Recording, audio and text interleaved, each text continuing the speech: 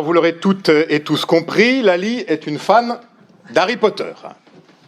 Alors quel rapport avec l'Évangile, me direz-vous? Eh bien, à première vue, aucun, c'est entendu.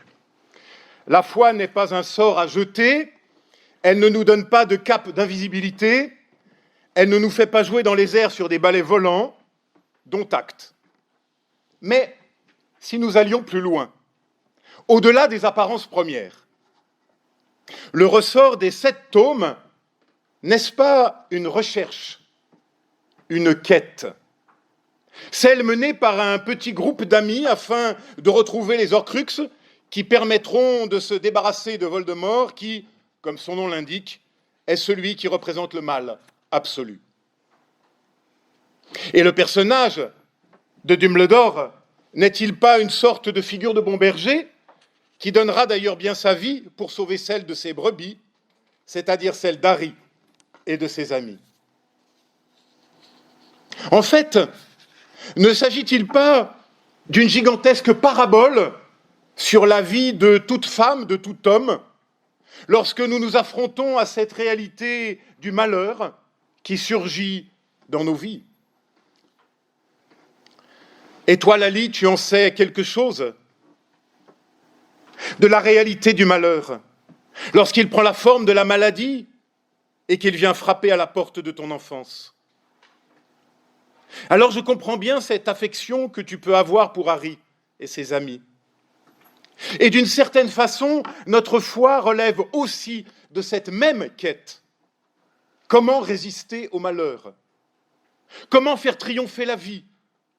Comment faire triompher la joie, l'espérance et la confiance au cœur même de la réalité parfois la plus tragique de notre existence? Et comme dans les livres de Joanne Kathleen Rowling, cette quête, nous ne pouvons la mener seuls. Ils sont plusieurs autour d'Harry.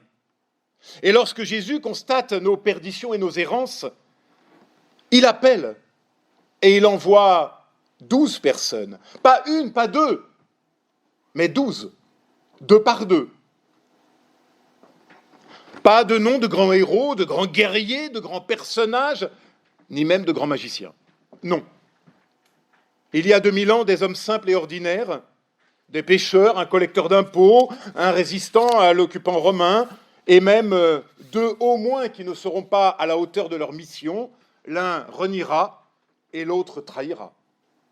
Mais qu'importe, car ce qui importe, c'est qu'ils sont ensemble. Naissance d'une communauté nouvelle qui ne réside plus sur le rang ni sur la fortune, ni même sur la force et les capacités extraordinaires, non. Ce qui importe désormais, c'est qu'ils ont été appelés à la vie, à être désormais témoins d'une parole de vie, parole plus forte que l'échec et la mort elle-même. Alors j'ouvre ici une parenthèse pour les dames présentes. Si Matthieu ne nous donne ici que des noms d'hommes, au sens de l'homme mâle, c'est qu'à l'époque, seuls les hommes peuvent témoigner en public, seuls les hommes sont véritablement libres et majeurs.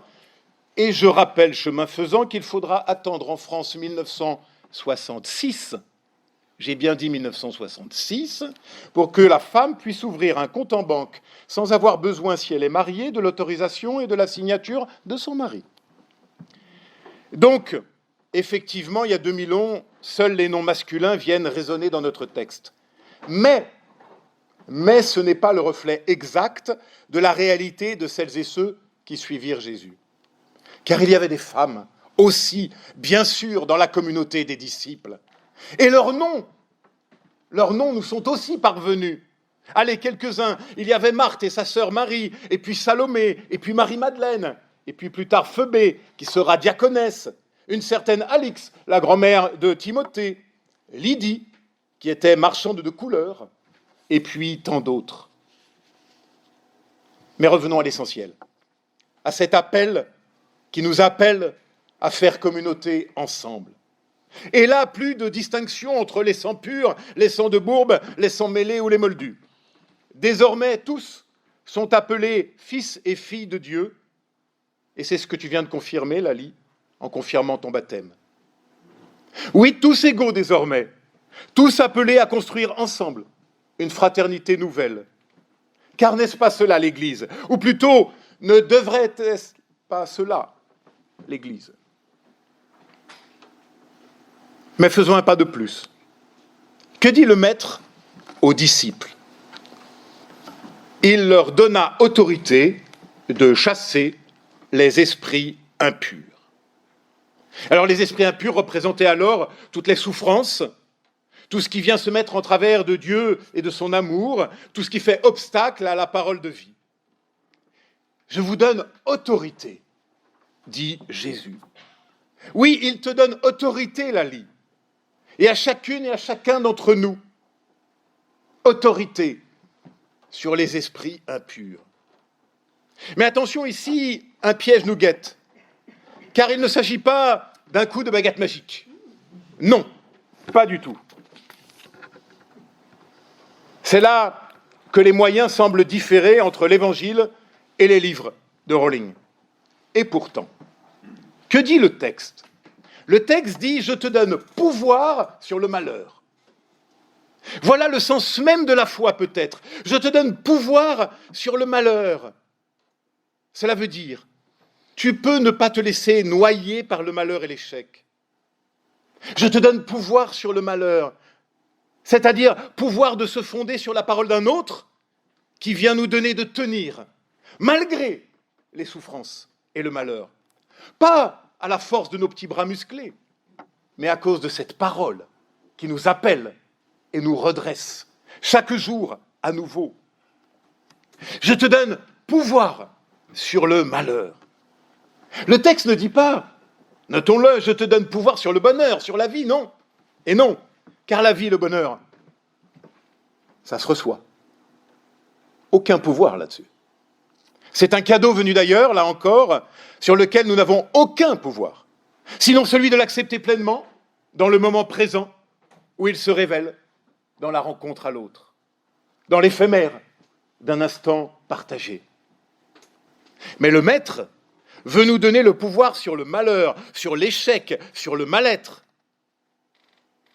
Cela signifie, tu peux ne pas te laisser engloutir par lui. Tu peux le chasser, le malheur, du poste de commandement de ta vie. Voilà ce que le Maître dit aux siens. Martin Luther, le réformateur, avait une très belle image pour expliquer cela. Il écrit « Nul ne saurait empêcher les noirs oiseaux de voltiger au-dessus de ta tête. Du moins pouvons-nous leur interdire de nicher sur notre crâne. » Intéressant. Vous comprendrez pourquoi certains d'entre nous, on a opté pour la version radicale pour éviter que les noirs oiseaux s'accrochent dans les cheveux. Comment cela sera-t-il possible? Oh, pas d'un coup de baguette magique, non, car la foi n'est pas une baguette magique. La foi ne vient pas transformer ce monde en celui des bisounours. Non, bien sûr que non. Mais la foi vient nous donner de ne pas nous résigner, jamais, devant tout ce qui vient défigurer l'humain et sa création. Et la foi nous donne de proclamer à temps et à contre-temps qu'il y a toujours une autre manière d'être humain que d'être dans la force et l'humiliation, dans la violence et la prédation. Oui, il y a une autre manière d'être humain, dans notre fragilité enfin acceptée, dans la confiance, dans la donation et la fraternité possible. Voilà la seule magie que nous ambitionnons, celle de construire ensemble une autre manière d'être, un courage d'être dans le don et le pardon enfin rendu possible. Alors comment faire cela, te demandes-tu sûrement, Lali, dans ta petite tête maintenant?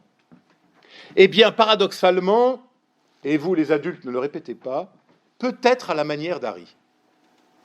Car pour jeter un sort, que faut-il? La baguette ne suffit pas. Il faut la bonne formule, les bons mots. Et là, Rowling a raison, son intuition est bonne. Ce sont les mots qui font vivre. Trouver les bons mots, des mots qui soient justes et qui sonnent juste. Lali, le secret de la vie est peut-être là, pas au cœur de la mêlée, mais dans la force de la parole, des mots échangés et partagés avec ceux qu'on aime, et même parfois avec ceux qu'on aime moins. Car c'est la parole qui fait vivre. On ne naît pas humain, on le devient, par la seule force des paroles reçues, partagées, échangées. Au commencement était la parole, dit le premier chapitre de l'évangile de Jean. Au commencement est la parole, toujours. Oui, ce sont les mots qui font vivre. Mais la question rebondit, où apprendre ces mots qui font vivre?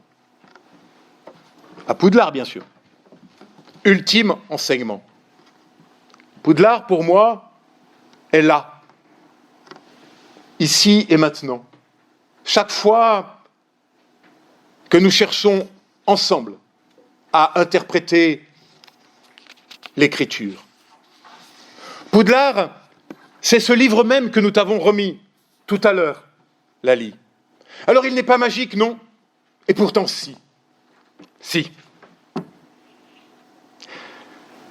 Car il peut illuminer toute une vie et te donner autorité sur le malheur. Nous donner puissance d'interdire aux noirs oiseaux du malheur de nicher sur notre crâne.